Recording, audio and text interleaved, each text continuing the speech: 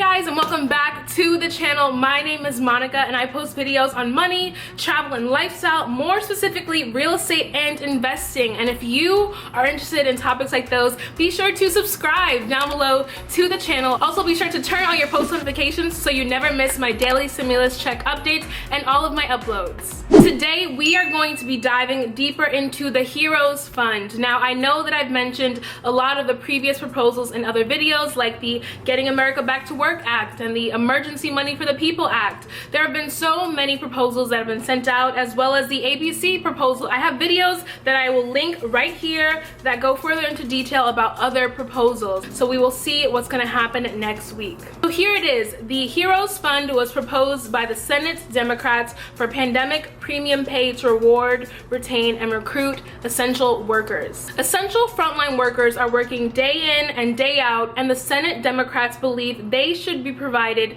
premium pay as a reward. They definitely should be rewarded if we want to ensure the retention of essential workers who are working long hours on the front lines. They also want to promote the recruitment of additional workers who will be needed in the months ahead. So the Heroes Fund would include two major components. First, a $25,000 pandemic premium pay increase for essential frontline workers. It's equivalent to a raise of an additional $13 per hour from the start of the public health emergency until December 31st, 2020.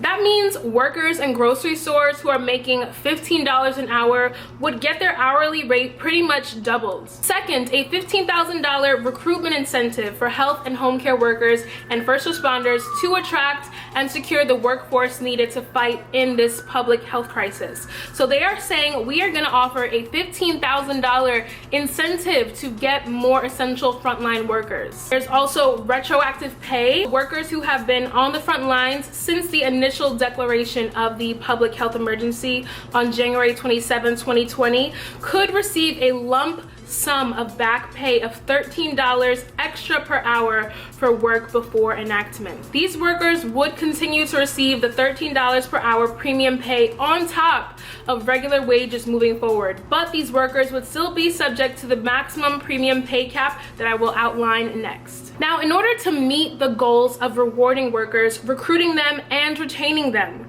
the Democrats have proposed a set dollar amount per hour, which is the $13 per hour, a definitive amount of time that the essential workers would be working, and an additional bonus for workers who sign up to do essential work during this crisis. So they're saying that we are offering you an incentive, a $15,000 bonus on the spot as soon as you sign up to become an essential healthcare worker. They're also saying that they are making sure that you can count on this income. You will be working as an essential worker for a set amount of time until the end of the year, so there's no uncertainty in terms of whether you'll have a job. Now, just recently, a friend of mine did in fact go to a grocery store. She applied to work there. She wanted to work there until she is able to go back to her regular job after the crisis is over. And when she went into the HR office, they offered her the position for $13 an hour.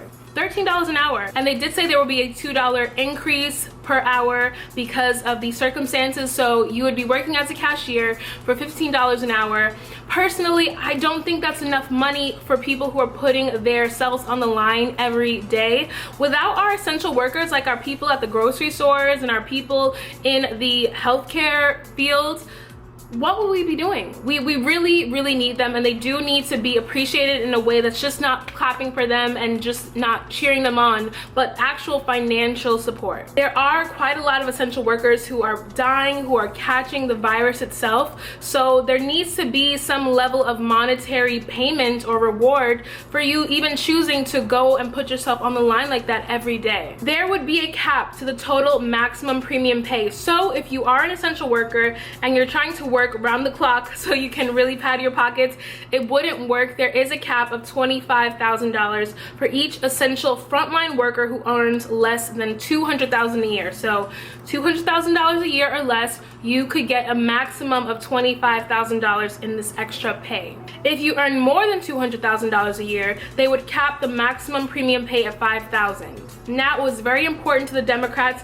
that it be for a specified and clear duration of time to ensure workers can can rely on it for their economic security and plan for needs like additional childcare. They're offering this premium pay as a recruitment and retention incentive to have additional healthcare workers, home care workers, and first responders needed over the coming months. As I said, they will include a $15,000 premium for signing on to do any essential work. Frontline federal employees would also be granted the new benefit of up to $25,000. Now, in order to be a part of it, employers in industries engaged in essential work would apply to the Heroes Fund for premium pay to employees or independent contractors' paychecks. The eligible employer would track these payments, provide payroll records demonstrating premium payments, and return any unspent funds to the agency. So all of the employers who get any federal aid for this act would need to return any funds that are not being used for the sole purpose of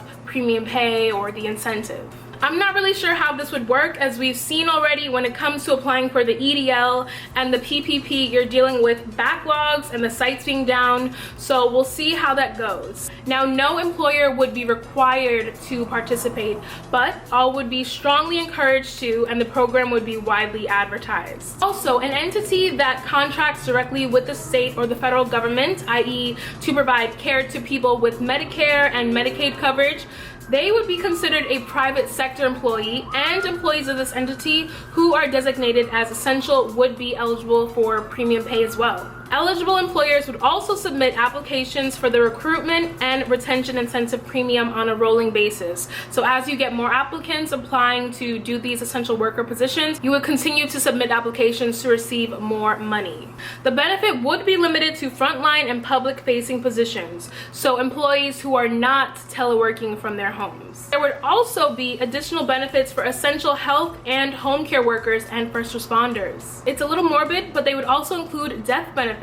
And the death benefits would include the full amount of the premium pay as a lump sum in addition to all other forms of death benefits. Protection from corporate expense shifting, meaning that if you are in fact a large corporation, you should make investments in providing premium pay from your own revenue before trying to participate in this program. And lastly, they want to make sure that all frontline workers have the protective gear they need to perform their job safely, and we need a strong emergency temporary standard to protect all of our workers. So that is the end of my video. Thank you all so much for watching. Let me know in the comments down below what you all think of the Heroes Act Fund. I just want to take a moment and say thank you to all of our essential workers, our healthcare workers. You are all putting yourselves on the line daily to help us through this crisis, and we all say thank you. So let me know what you think of this video in the comments down below. Like, comment, and subscribe, and I will catch you all in my next video.